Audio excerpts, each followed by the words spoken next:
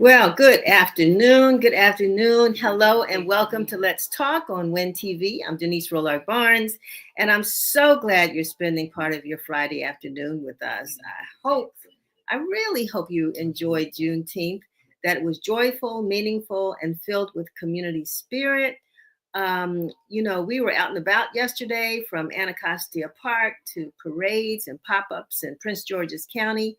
And our cameras captured the beauty of how our community celebrated freedom, history, and heritage. So be sure to check out our Juneteenth coverage on all of our social media channels. One of the things I wanted to share with you, because the time is of the essence, this week, from yesterday until Sunday, you might want to go down to the National Archives. There's once a year when they, present the original copy of the Emancipation Proclamation, as well as the original copy of General Order Number 3. And for those of you all who are really studying this Juneteenth celebration, you know, the General Order Number 3 was a document that was signed that freed the enslaved people in Texas. That's really what we celebrate on Juneteenth. Emancipation Day happened, I think the president signed that in 1863. President Abraham Lincoln, Congress passed it, and he signed the bill in 1863. But General Order Number 3 was not signed until 1865. So if you just have some time, it's not a lot to see, folks, but hey, we're in DC, going down to the National Archives right there on, I think it's 7th and Pennsylvania Avenue, Northwest. There will be a little line. It's amazing how so many folks that may not necessarily look like you and me, but they're in line. All the tourists are there to see both of those very extremely important documents. So go on down, and that will be there until this Sunday. And just like that, you know, tomorrow marks the official first day of summer. For many of us, that means cookouts, crab feasts, family reunions, and fun in the sun. But let's also remember to check in on our senior neighbors who may need a little extra care during these hotter months. And when we say hotter months, we're talking about hotter days, because they're coming next week. We're talking about 100-degree temperatures creeping in here on us beginning Monday. Or is it Sunday? One of those 2 days. But anyway, it's going to be a hot week. And so make sure you keep yourselves hydrated, and then check in on your senior neighbors to make sure that they are okay. We've got a packed show to help you kick off the summer weekend. First, we'll be joined by Jon Arons, the Communications and Community Relations Manager at Giant Food. He's here to talk about one of DC's most anticipated summer traditions, the 33rd Annual BBQ Festival taking over. Not only will it take place, but it's going to take over Pennsylvania Avenue Northwest this weekend. So there's going to be food, music, community, and even scholarships. So we're going to get all of that when we talk to Jon Arons in a few minutes. And then, in honor of Black History Month, our very own Misha Green will welcome gospel powerhouse Beverly Crawford. Her voice has lifted so many of us over the years. And today, she'll share her journey and reflect on the lasting power of gospel music in our lives and our culture.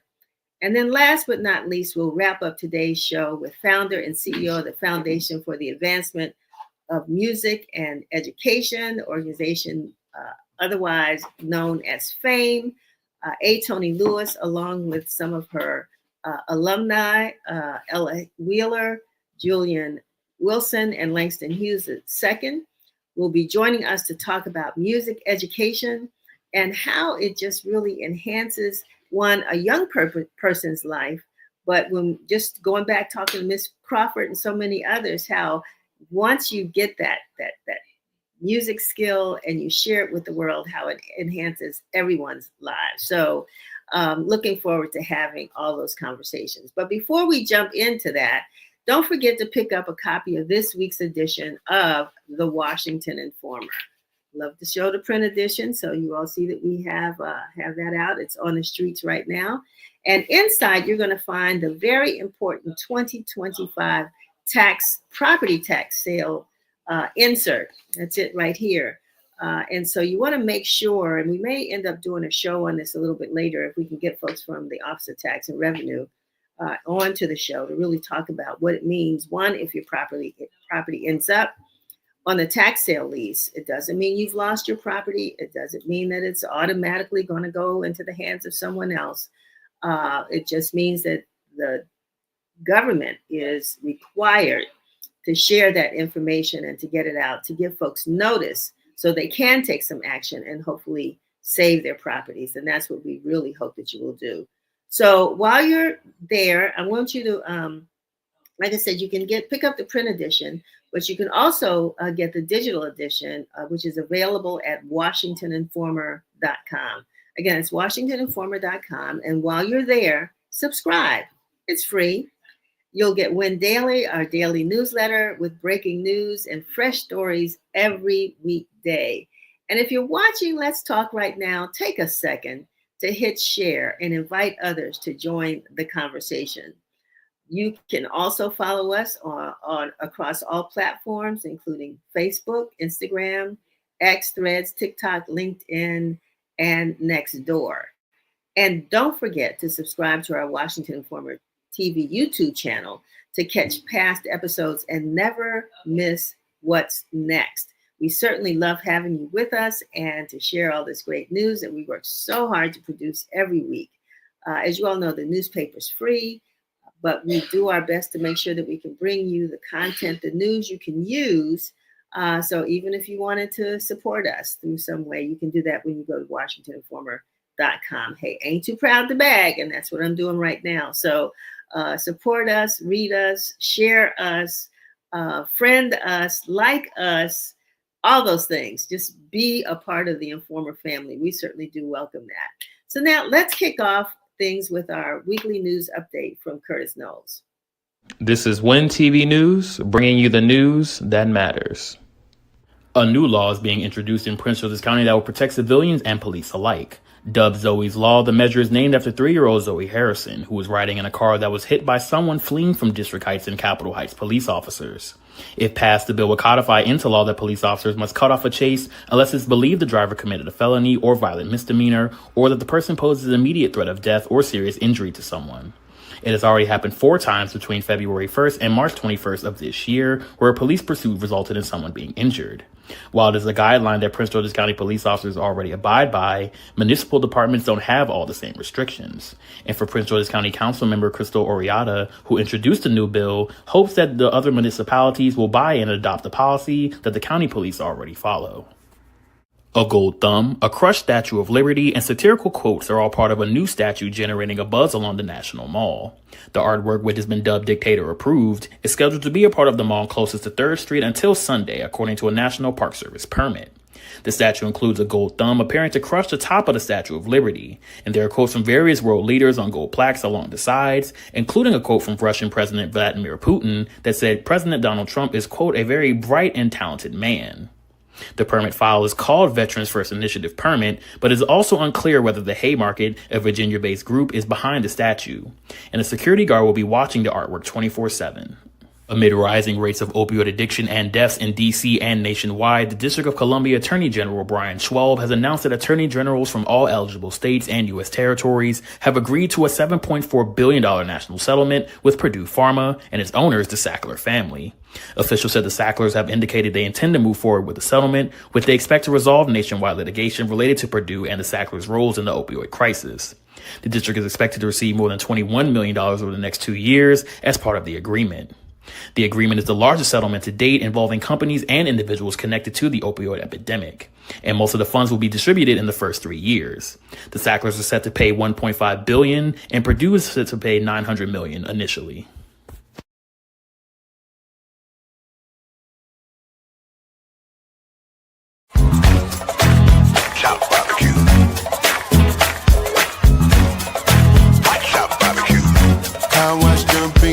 Shining up. Everybody dressed up looking good. Grab my shades so the sun don't blind me, no. It's nothing like summertime in the hood. Let's have a block party. Get on up, ain't got nothing else to do. Let's have a barbecue. Grab your phone, everybody go call the crew. All right, Jonathan, welcome. How are Jonathan, you? welcome to Let's Talk. Looks like we're getting ready for a barbecue. Yeah, we're fired up for the weekend. Thank you so very much for being with us today and for having this great conversation. This is like the big event of the summer. It kicks off the summer. Giant food store. I have to say this, Jonathan, before we get started. One of the things I told folks this the other day at a meeting. I said, you all have the best commercials. That we are home. I love it. I love it. So this is just an extension of that, right? This is home commercials actually have, and Barbecue Battle have a story in each other. And when we first came up with this idea of refreshing our commercials and really thinking about what is DC, what is Baltimore, what is culture like here, spoken word was a big topic. And actually at Barbecue Battle 2 years ago, we launched the Art to Go spoken word competition and actually scouted some of those artists that were a part of the competition to be in our commercials. So it really is full circle as we celebrate the 33rd annual Giant National Capital Barbecue Battle. So, you're doing some great things this weekend. Tell us, give us all the details. I know it starts tomorrow on Pennsylvania Avenue at 11 o'clock. I know that there are tickets. Just give us the whole 911 on this. Or is it 411? I'm sorry, 411. Yeah, well, it's 911 too. It's going to be hot, but it'll be the coolest event of the summer. And you nailed it. For us, it's the official kickoff to summer. And we do it the only way that we can, which is a giant, massive way. And what you can expect on Saturday and Sunday is over 100 different products, sampling items. Anything you can think of that you would need in the summer is going to be sampled. We'll have DC Restaurant Row featuring local restaurants that will be vending barbecue. We'll have tons of music, including the Pepsi Lay's Art to Go stage with all the big go-go bands that will be there throughout the weekend. And what's really fun about it too is that it's an actual nationally sanctioned barbecue competition. So we'll have about 40 teams competing right in front of the nation's capital. And it all happens, as you said, on Pennsylvania Avenue in between 3rd and 7th Street, Saturday and Sunday from 11 to 7. So, I'm sorry, 11 to 9. 11 to 9. Okay. All right. Well, that's a good time. So tell me about the actual barbecue battle. How does that work? I mean, I know once upon a time we interviewed a gentleman who, built his own barbecue pit. He did everything, who participated in the battle. But what do you all look for besides just great barbecue? Yeah, so on the competition side, there's a few things that take place throughout the weekend. One is a KCBS competition, and that's open to the public. We've had teams that have been competing for all 33 years of Barbecue Battle. Some teams, even during COVID, that weekend, they still went out in their backyard and cooked and just wanted to be a part of it. But teams join us from all over the region, from all over the country. They get to compete in multiple categories, including an impossible meat competition. So there is something for the vegetarians and vegans. But it's also not just amateurs and professionals. We have kids that compete in the Giant Future Chef competition. We have all of our military branches that compete in the USO Military Chef Cook-Off. So there's just a lot of different competitions and cooking that happens throughout the weekend. Wow. I can't wait. I'm getting hungry as you're talking. So I will be there. I might get there before the vendors do tomorrow, just to but this is 33 years. How has this changed over the years? I know you haven't been there for 33 years, but how has it changed over the years? And what are some of the unique things that you're introducing this year that you haven't done before? Well, It's only gotten bigger every year, and this is actually Giant's 10th year as the title sponsor of the event. And since we've Gotcha. started, we've grown from 60 vendors who've participated to now over 150 items. And what really has changed is it's barbecue, but it's really summer.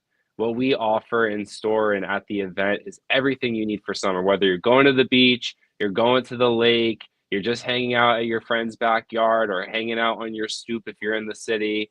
It's really just a wide collection of what summer is all about. And I'd say this year, what we've done is we have more music, we have more competition happening, more vendors, different items that folks can try, and just tons of things for kids and their families to do and be a part of. And when you shop at Giant and you buy 2 participating items that have a little blue tag on them, you get a free buy one, get one ticket to get into the event, and kids under 12 are free. So it's a great value and a great thing to do with the family. Wow, that's good to know. Say that one more time, because I don't. I want to make sure Yeah, people so get it. when you shop at Giant, there's hundreds of tags across the store that are like a light blue color, and when you buy 2 of those items, you get a free buy one get one ticket offer.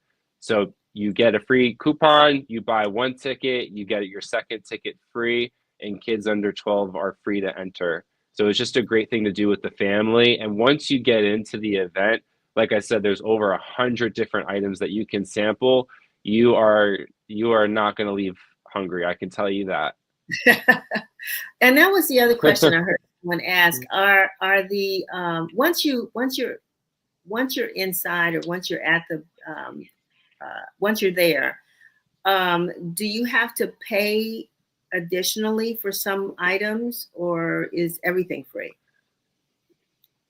The majority of stuff at Barbecue Battle is free. So there's tons of free sampling tents, the taste of Giant, the worlds of flavors.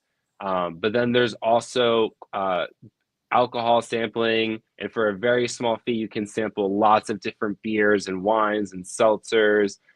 For the USO, it's a fundraiser opportunity for us to raise money for our military men, women, and families. And you donate $10 to the USO, and you get to try all the different military branches of their barbecue, and you get to Wow. vote for your favorite.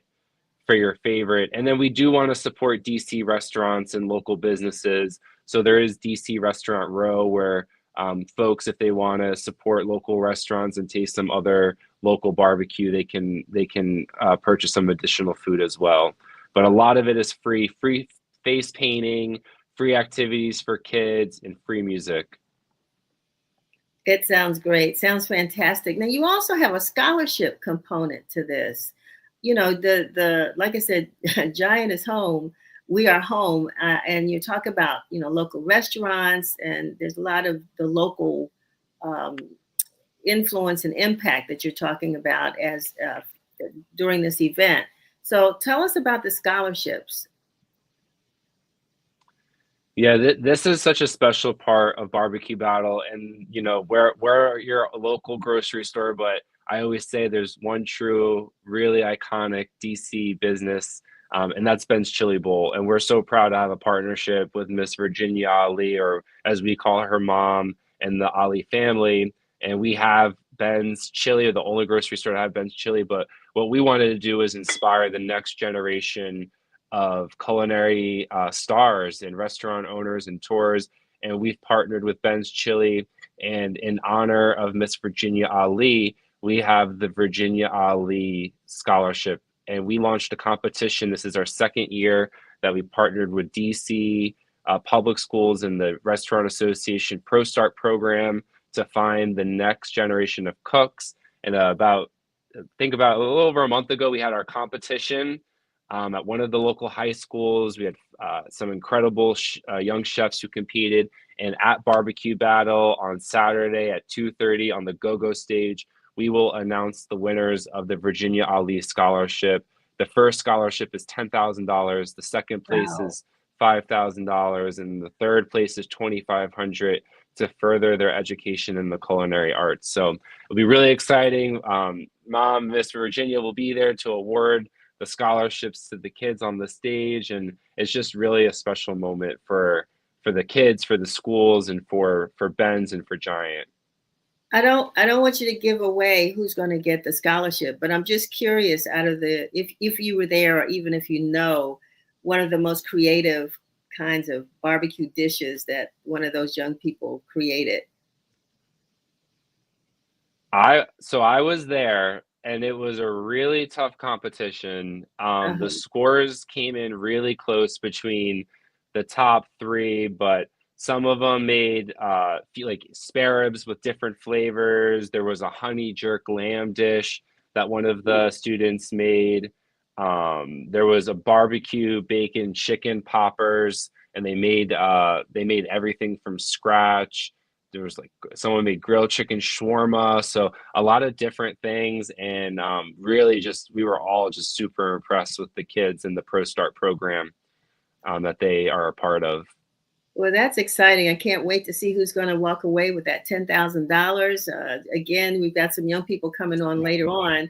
You know, how organizations just sort of spark careers for young people and get them going. And, you know, who knows, we might have another restaurateur, renowned maybe here coming out of this event. So anything else you need to share with us, Jonathan, that we missed about this weekend? No, there's so much happening at Barbecue Battle. If you go to bbqdc.com, you'll see everything that's happening throughout the weekend. But we can't wait to see you there. I know, Denise, you'll be there. It's going to be a lot of fun. It's going to be warm, but we'll have tons of free water, tons of shade, tons of cooling stations and fans. So come out. It's just going to be a really great way to kick off summer. Well, I appreciate you, Jonathan Arons, for being with us today. For sharing this. It's the official kickoff of summer. Anybody that, if you want to celebrate summer, you got to come. You got to be there. Nothing else happens unless this happens. So thanks so much for being with us. Thanks for having me. All right. Have a great one. Get ready for tomorrow. Every community needs a heartbeat to connect it. That's Giant. From Millville to McLean, Baltimore to DC, Giant was born in the DMV, and we celebrate its DNA. Partners, friends, families, kids. We're here to feed your love for where you live. Tastes that connect you to new cultures. Flavors that reunite you with your own. A place where making a homegrown impact is easy as making a home-cooked meal. Local is more than a label. It's being able to bring communities together. It goes beyond a nutritious kitchen. Listen, it's about raising you up, Cheering you on and clapping to your rhythm. We're fueling local passions. We're empowering local pride. We've been doing it for more than 88 years. And we're not going anywhere. Giant. This is home. I tell you, I love those Giant food commercials. This is home, and as a homegrown newspaper that really, it's a DC thing. You remember that slogan they used to have? We used to use a long time ago. Maybe you don't, but it was called this. It's a DC thing, and some people don't understand it, but Giant understands it. So hope to see you all out there tomorrow. I know I'm going to be there, and I'm looking forward to celebrating the first day of summer with all of you. So now it's my pleasure to bring on, in honor of Black Music Month, our managing editor, Misha Green, who is going to introduce us to Beverly Crawford, a gospel powerhouse. Misha, welcome. Well, thank you so much, Miss Denise. I cannot tell you, I'm fired up about this Giant barbecue, though. That sounds so much fun. But I'm really, really excited to end our Black Music Month segment during Win TV with the amazing gospel legend and icon, Beverly Crawford. Now, I want to tell you all this before we even get Beverly on the show, and you'll appreciate this, Miss Denise. Gospel Flavor, which is a website that highlights gospel artists and news and information and offers resources, said that Beverly Crawford's voice and presence is like glitter. you can put her on top of most anything and make it better, which I just love. I'm so excited to chat with her this afternoon as we put the cherry on top, or the glitter on top, of our Black Music Month celebration. So without further ado, let's roll this Beverly Crawford video. Lord, you are good. You've been so good. Lord, you are good. You've been better than good. I can't praise you enough. I owe you my life. Can't praise you enough. Even if I try, 'cause you've been. Oh my goodness. Voice like velvet, and let me tell you, like glitter, you can put her on top of anything. The legend, the icon, the great gospel singer herself, Beverly Crawford, in the room with us. Look at the virtual room with us. How are you doing? I'm doing wonderful. I'm telling you, I'm excited. Thank you for having me. And I'm like you, I was getting hungry. I was like, I need to get on a plane and come in so I can be a part of that barbecue. Exactly. Why they have to do that to us at 12 o'clock? Right. If they knew what they were doing. No, but Miss Crawford, I am so thankful for your time and your years of artistry. As a PK, I was bragging to my mama, Bishop Paula Clark, that I was doing this interview today as I was jamming to one of our songs, one of our faves of yours, I'll say, which is your rendition of Sweeping Through the Cities. So, oh, yeah, I was having church. Okay. Yes. You know it. Yeah. But tell us a little bit about your beautiful journey in gospel music that takes us to where we are today with still amazing hits. Yeah, I think it all begins being home, raised in Gainesville, Florida. My father being a pastor for over 50 years, and singing in the church, him doing tent revivals, and family, my sisters and my brothers. We formed a group called the Camp Sisters. So being a PK, I think that's where it started. And from there, I remember as a little girl, my mother used to, lived out in the country. A lot of people probably don't know about hanging clothes on a clothesline. And as she would be out there hanging the clothes up, she said, I would be out there singing. And I remember it so well. And I asked her one day, how old was I when I started singing like that? And she said, you were 3 years old, singing out there. And I remember growing up as a little girl saying, I would imagine that the grass was my audience, and the stick, I would pick up a stick and imagine that stick was my microphone, not knowing that one day that grass will become all the people that I would be singing in front of. And I remember doing my first solo at the age of 5 years old. He set me up on, we call it the Fifth Sunday meeting. Some people call it the Fifth Sunday Union that we used to have with different churches coming together. And that Sunday, I remember them standing me up on the table because I was so little at 5 years old and singing the song from the BCM Mass Choir out of Nashville, Tennessee. I think it was Nashville Records. And I sung this song, I Made a Vow to the Lord. That was my first solo. And from there, just continued singing in my father's church. And we would travel and singing with the family and doing praise.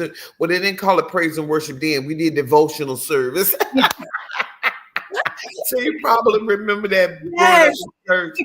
And so we would devotional service, singing at everybody's funerals, singing at the all the programs, and they put you last when everybody's probably about going out of the audience. But I remember just singing like it was, the place was packed, and through that, just singing all over the place. Growing up, people inviting me to sing, and my family singing, and traveling in the local areas.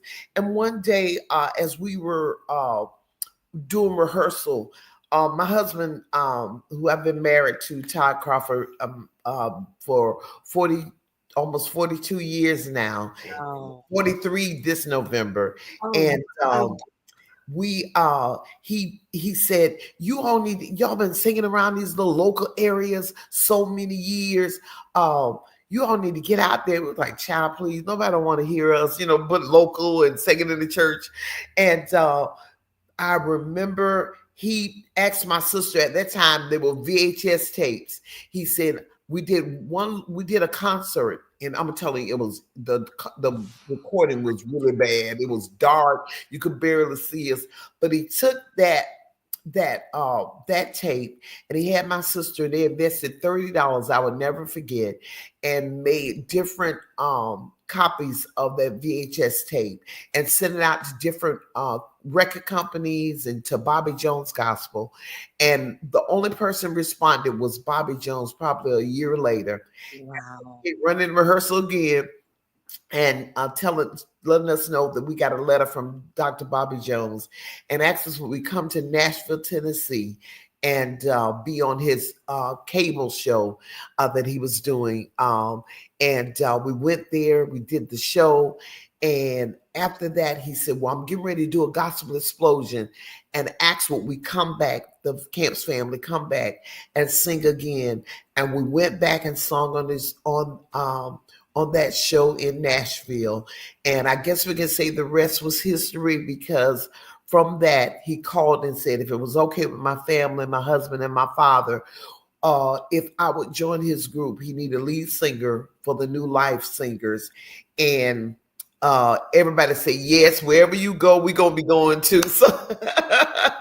So I started singing with Bobby Jones Gospel. And as you know, on BET, traveling with him and being a part of the New Life Singers for over 6 years. And through that, it afforded me to sign a record deal with Warner Brothers.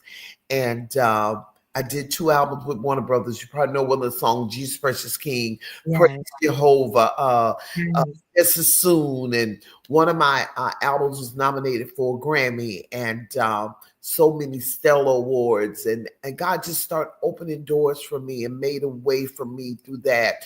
Then I signed with Dexterity Sounds, EMI, with Bishop T.D. Jakes, who's my pastor, was for so many years. We lived in Dallas. And from there, I did, well, oh my God, so many other hits that happened. And that was truly a blessing. And then I ended up signing with JDI Records, where now the songs I can't get away from Miracle, and He's Done Enough, and the list just goes on and on. So many great songs. And so I now have about 8 albums under my belt that the Lord has blessed me to travel the country. And Dr. Jones took me so many places all over the world. And a little girl from Gainesville, Florida, that God blessed to be able to travel the world and to spread his gospel. And from that seed from my father and my mother, being in church and hey, continue to do praise and worship now, and yes. and be there and helping in the church. God opens those doors, being faithful to my church. And that's why I tell people all the time, being faithful where God has placed you. God will open those doors. My mother used to always tell me, your gift will make room for you. You don't have to knock anybody down. Just be humble and be respectful, and let God use your gift, and don't think that you're better than anybody else. And it opened doors for me to now just release a single, as they played a little bit of it, Lord, You're Good. And now I'm still doing what I do. Yes. Since then, my My father is going on to be with the Lord, and now me and my husband are pastoring my father's church here in Gainesville, Florida, called Landmark Holy Temple of God. And man, and I'm still doing what I do. Yes. What a testimony! What just such a journey, a beautiful and inspiring journey.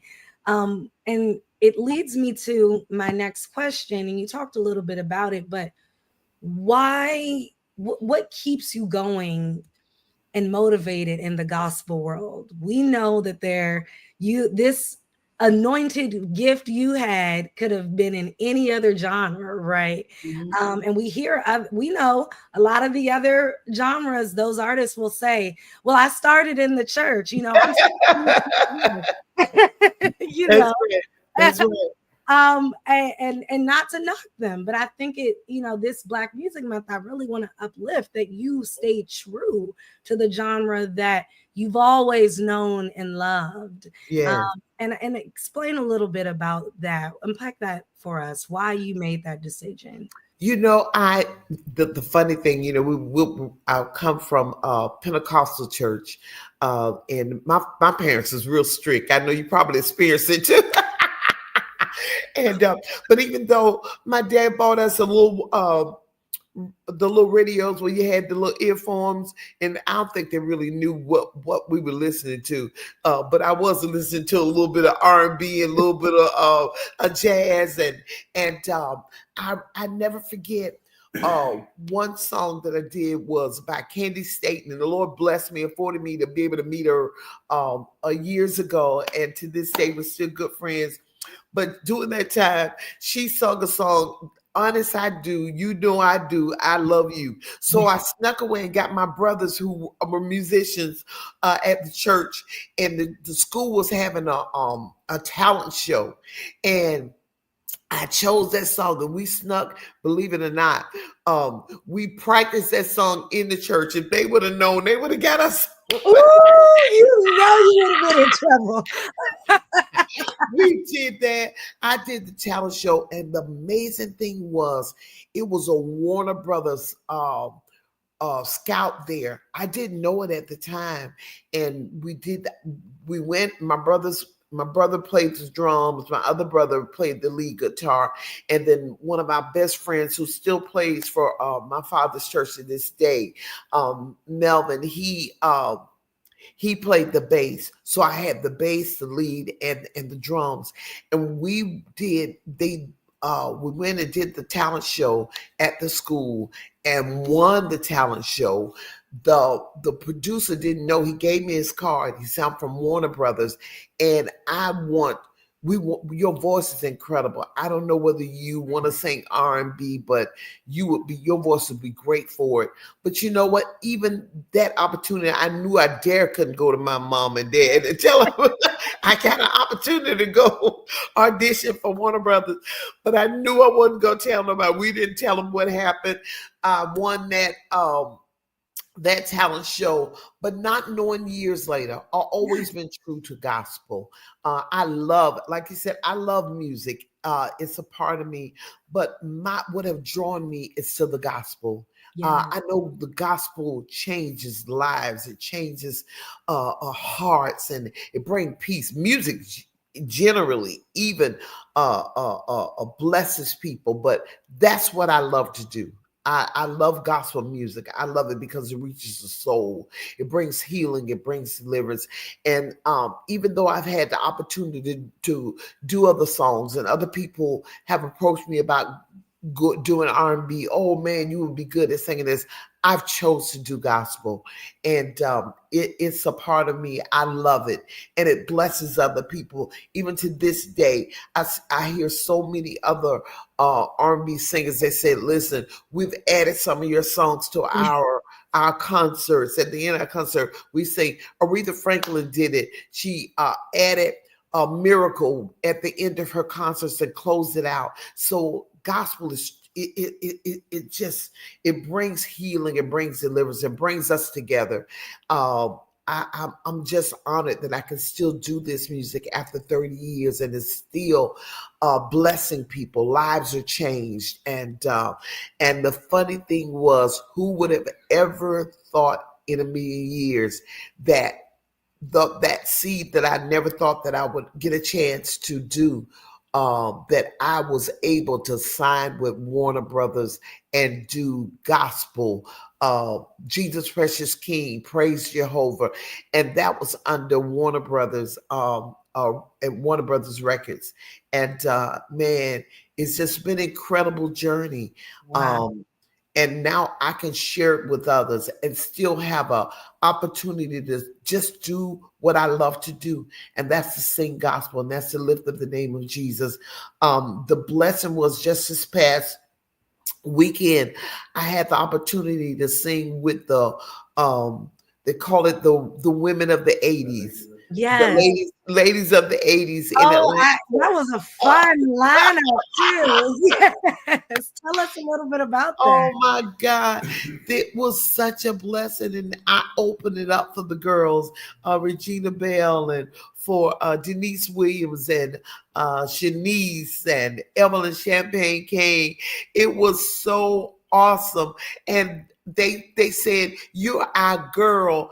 We've been watching you for years." And I'm telling you, years, because they admire what I do, and I admire what they do. And it was like 7 weeks and to sing with them and to be a part. And you know what they said? They said, "You're our devotional leader. You open and you prepare the way for us to do what we do and bring the presence of the Lord in, and it blesses us." And that's just brought joy.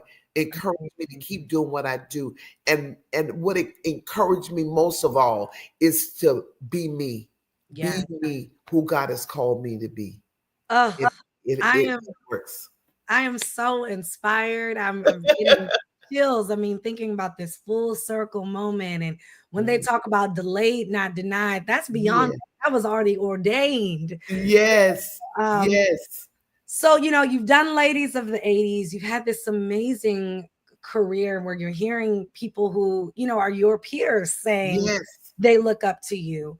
What is your advice for this generation and the next generation of artists who say, "I want to be just like Beverly Crawford"? What is your advice? Especially because you just said the best thing I could have done was be me. Yes. And that's what I encourage them to be. I've tried to be like other people. And it's okay, as they would say, like my father. He was an evangelist. He was a pastor. He was a bishop. And everybody see me and they said, "Oh man, you remind me of your father." And it should be some resemblance of you because you were under their tutelage. You were raised under them. You're their kids. You're from their DNA. So it should be something that should remind you of them and say, "Oh man, that's their father." That's their mother. Some people tell me all the time, "Oh man, you remind me of Patti LaBelle. You remind me of Tina Turner. You remind me of Tremaine Hawkins or Shirley Caesar." And they tell me that all the time. You have those characters. Did you want to be like them? I say, yes, I did. But one thing I found out, I admire them. And it's okay to let some of what you have, some person that you admire, to rub off on you, and people see that. But don't let that overtake you, that you feel like, "I gotta be like that person to make it." No, you be who God has called you to be. And like my mom said, your gift will make room for you. And stay humble. Stay humble no matter where you go, no matter what doors God opens for you. Stay humble, and then stay out there and be under that training. Go to the workshops. Go where they're doing the arts and learn about it. Not only just learn, but become educated about the difference from having a entertainment lawyer or lawyer to a just a regular lawyer. You need an entertainment lawyer to deal with the music, to deal with those contracts. So you won't make those mistakes of signing your life away because you want to be in the industry, because you want to be there. Find out more about it. Educate yourself and then be involved. Continue to be involved in your church services. Have a covering. Don't run out here loose that you don't have anybody to cover you. So when you get in trouble, you got a home to call on. Hey, y'all come get me out of this. I done made a mistake, or I'm in trouble. Or build a relationship with people that there are people that I've been going to for 30 years, for 20 years, for 10 years to this day, with the album, without an album. And I can call on them anytime, because why? When I went to them, I didn't go there like a diva. I didn't go there like, you can't touch me, I'm not approachable. But I went there humble, being a family, working with people, so that when I don't have an album out, or it seemed like I'm not out there like everybody is out there, that I have built a relationship, not just an association, but I built a relationship with them that I could go to them to this day. And people still call me after all these years and want to have me. And that's what I tell this generation. Be humble, stay in the way, learn more, have a covering. Don't run out here loose, because you need people that are going to be praying for you. You need to be covered. Man, I tell people all the time, even though it's gospel, it's still a business. You got to know where you are, and don't be afraid to learn about this and watch God open up the door. As my mama said, your gift will make room for you, and it'll open up doors. You don't have to knock anybody down. You don't have to push anybody out the way.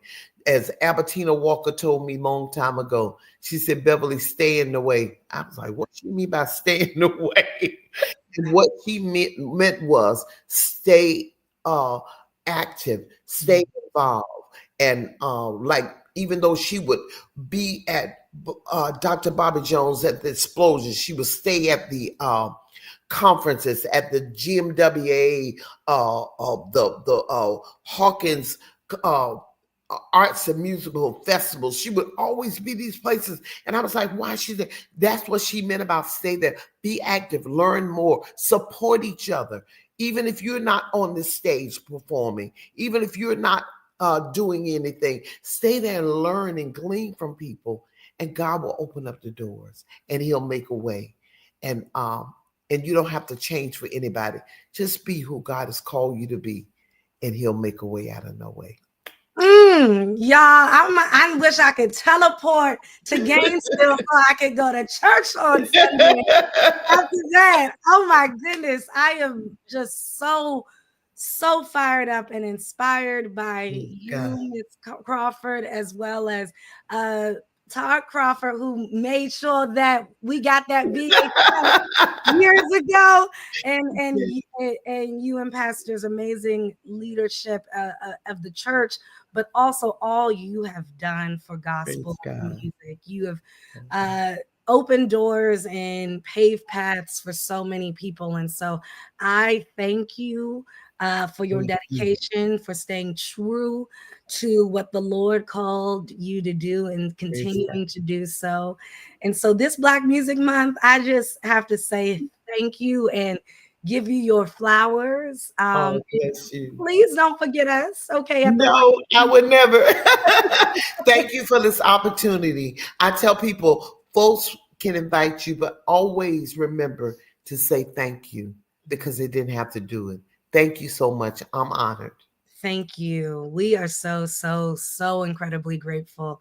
And you all know, as I always say, sharing is caring. Share this stream if you don't do anything else today. Yes. Somebody needs to be blessed from all of this wonderful information that we're bringing to you on Win TV. And I know I'm fired up from this amazing interview with Beverly Crawford. Continue fighting the good fight and doing all you do. And we are cheering you on 100%, Mrs. Crawford. Thank you. Oh, bless you. Thank you. Well, I am just feeling so amazing after that a wonderful interview with Beverly Crawford.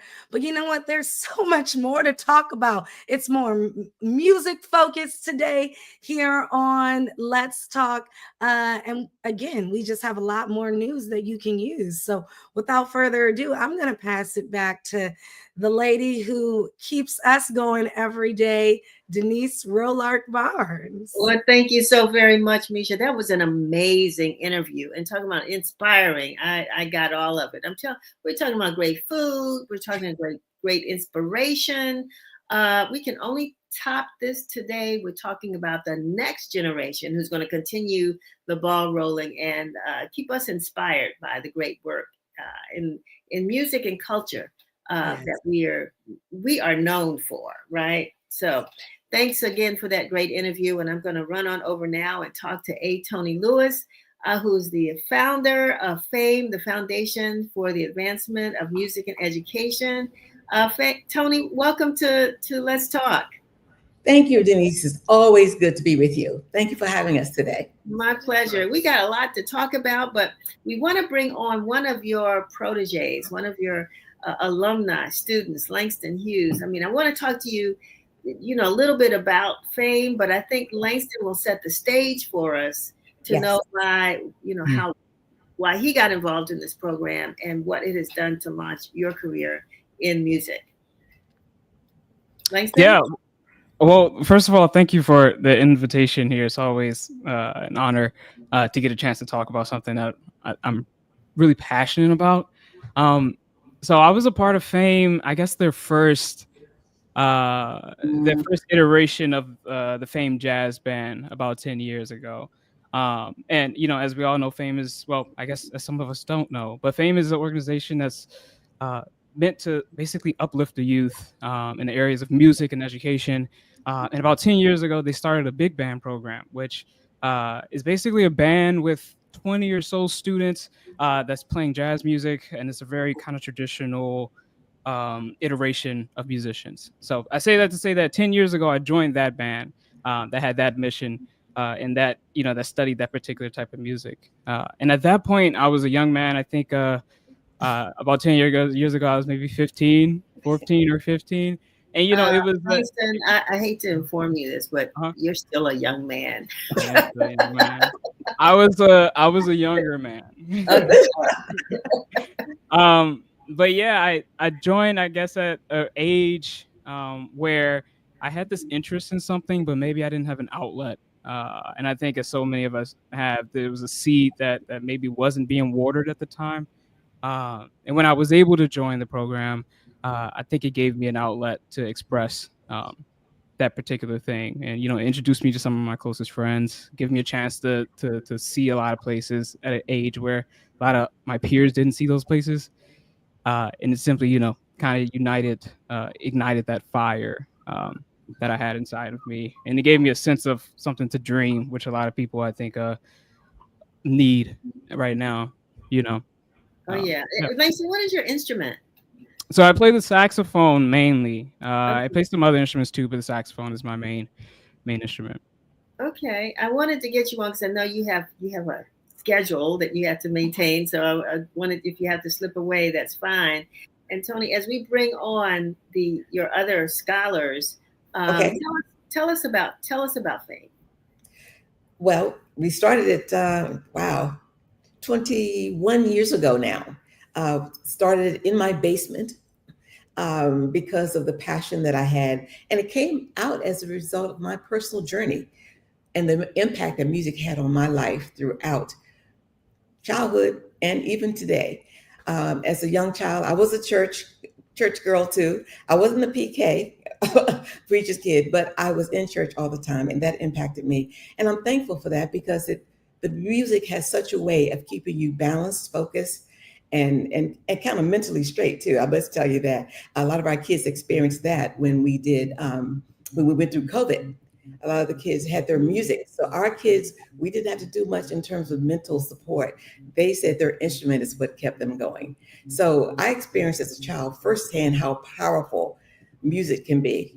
not just in the form of expression, but also is a tool of discipline. It helped me with my discipline.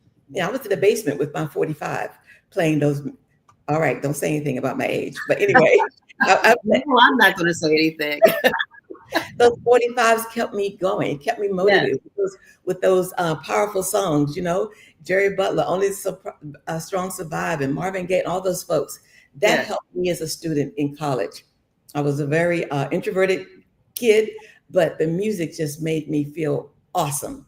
It made me feel good, and it kept me going. So in addition to that, I also realized how important it was to have access to mentors and good teachers for academics. So I've said to myself, if you could put that combination together, that would be an awesome pivotal point for young folks if they had both. And so as I was going through it and learning more about music, by the way, I'm not a practicing musician. I don't play any instrument, but I hear them all in my head, as my students will tell you. And it's helped a lot. So we make that combination. And as my board member says, we feed children for the future. We're feeding them for the future.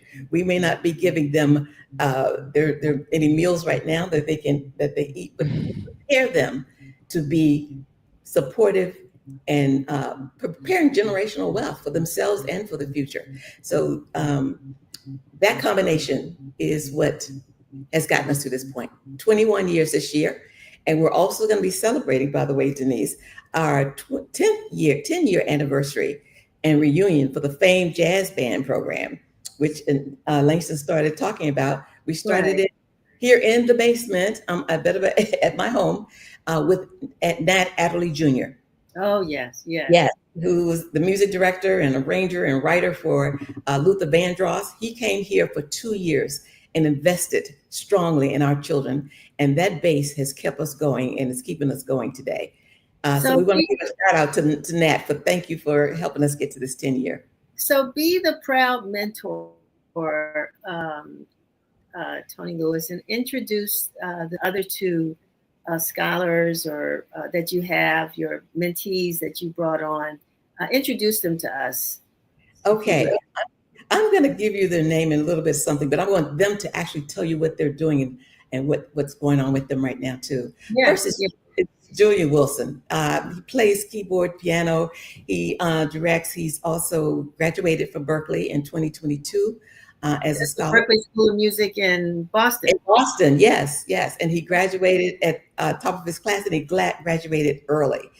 So he's really invested, and he is here at Fame teaching, in addition to doing his personal business. He teaches our young folks music, technology, etc. Then I'm going to introduce Ella, then you all can kind of hand off, right? And then Ella graduated in 23. Okay, 23. So she's at Berkeley College of Music right now. And she's working on her degree. So I'm going to ask both of them. We'll start with Julian to tell us a little bit about your experience here and what you're doing, which is very important. I'm very proud of all of them. Well, greetings. As Ms. Tony said, my name is Julian. It's a pleasure to be here. My relationship with Fame. First of all, I was a student of the Fame program. I graduated with Langston in 2019. I joined the program in 2017. And right after graduation, we encountered a pandemic. And so Ms. Tony brought us right back in. And so we got to work. We recorded 2 projects. And so one, I was a student of the program we recorded, and then we did another project during the pandemic with our students at the time. And that was recorded and produced entirely in-house. And since then, I've stuck around. As Tony mentioned, I work, we have a couple technology labs throughout the county, and I do some technology work. I'm also the artistic director for our Fame Jazz Ensemble, which falls underneath the Fame Jazz Band umbrella. So the main jazz band program has between 20 and 35 students at any given time. And the ensemble is our traveling arm. And so we travel and we played Lake Arbor Jazz Fest, and we do a lot of events. We actually did the Informer's 60th celebration not too long ago. That was this year's current batch of students. So I've come back. Langston had that position for a while. And then since he's in New York, I picked up that torch, and we're still, moving the ball forward. And in my own personal, like Ms. Tony mentioned, I graduated from Berkeley in December of 2022. I was a teacher for a little bit. I taught in DC for a year, and I'm spending a lot of my time now just freelancing. I work out in my studio primarily, doing engineering, mixing work, as well as production and content on the side as well. So it's just a bunch of different pieces that come together and create this whole sort of person that I'm currently being. So thank you for having me. Fantastic. Ella, what's been your journey? Yeah, so again, thank you for having me. And I joined Fame during COVID. So it was 2020, about fall time. I was in my sophomore year of high school and I hardly knew how to play my instrument. And so I still auditioned and I remember seeing Langston at the board. It was kind of fun. But they luckily accepted me as is. And I would always give Fame the credit for like teaching me how to play my instrument. Because what is your instrument, Ellen? I play electric bass. Okay, well, okay, all right. And so I realized that was like my passion, and the rest of my high school years, I just continued to put a lot of energy into learning how to do that and learning a lot about music theory and the academics behind music. And so, yeah, and then I got to Berkeley. Very nice. I was really ecstatic about it. And yeah, I'm doing a double major here with bass performance and songwriting, and it's been a really awesome journey because I never expected this. Like 10 years ago, I would never think this would happen. Wow. And Tony, you know that this can happen. That's why you work with these young folks. And so, I mean, tell us kind of what makes you most proud, in addition to, you know, having the jazz band that's celebrating its 10th reunion and 21 years, you know, with them. Yeah, what is it that makes you most proud of the work that you do? It's the impact after you see the results, such as what we're seeing now. Going through it initially is a little difficult for some of the kids because Miss Tony is very strong, because I can see in them what they need, what they have. These kids are brilliant. There's so many brilliant kids in this region, and we serve DC, Maryland, and Virginia. But as Langston mentioned, they don't get the opportunity to express it or have the facility to do it. And that's what we're doing right now. I think they alluded to the fact that we have like 3 labs here in the region. Harmony Hall in Fort Washington, in Forestville. We're at the University of Maryland with the Clarice Performing Arts Center, and at at Wise, Dr. Henry Wise, which is where we meet most of the times. Exactly. Yeah, they're full-fledged studios and technology groups, and that comes about because the community sees what we're doing. They see the impact, and they see that our kids, in terms of the academics, is very high SATs. That's why they're able to get scholarships into some of the major schools. And then they're good people. They come back and they share with other children. So that's the other thing too that I observe with your Fame students is that, you know, while there's the real popular, you know, genres of music that are out there, you know, that we hear on the radio stations and these big concerts and all that, the music that you all do seems to be a little bit more diverse. You know, not that you couldn't be on a stage with, I can't think of an artist, so I won't embarrass myself, but you know what I'm saying. Yes. Then you could be on an artist with one of my favorite, John Baptiste, right? Or somebody who's more kind of, you know, into jazz and other kinds of things. How do you pick the genre of music that you really want to produce? And Ella, I'm gonna start with you and go backwards. What is your sound? It's all of the above. I mean, because jazz is the love, right? Jazz, and but our kids play it all. That's the main. That's our music. That's what I call it. But they have a way of mixing the jazz and the gospel. And we have been on major stages with major artists. We've opened for those people at the various festivals around the country. So, Julia, you want to speak to that in terms of how we choose our music? Well, do we want to talk to Ella first? Is that? Yeah, go ahead, Ella, jump in. I'm sorry, I didn't hear that. Go ahead, Ella. Hi. Well, I grew up on a lot of R&B, and through Fame, I've got a lot of exposure to jazz. So one of my favorite like subgenre, I guess, is like that fusion in between R&B and jazz. It's kind of like a sweet spot. Like off the top of my head, I would say like Adam Blackstone. He has like a lot of that type of music, his original music, and yeah, I think it's really cool to have that like background in jazz because a lot of modern music does have a lot of jazz language, and it makes it a lot more easy to play to any song nowadays. So Wonderful. Julian, what about yourself? Yeah, my answer's a bit more sparse because I fall into the category of people that kind of does everything.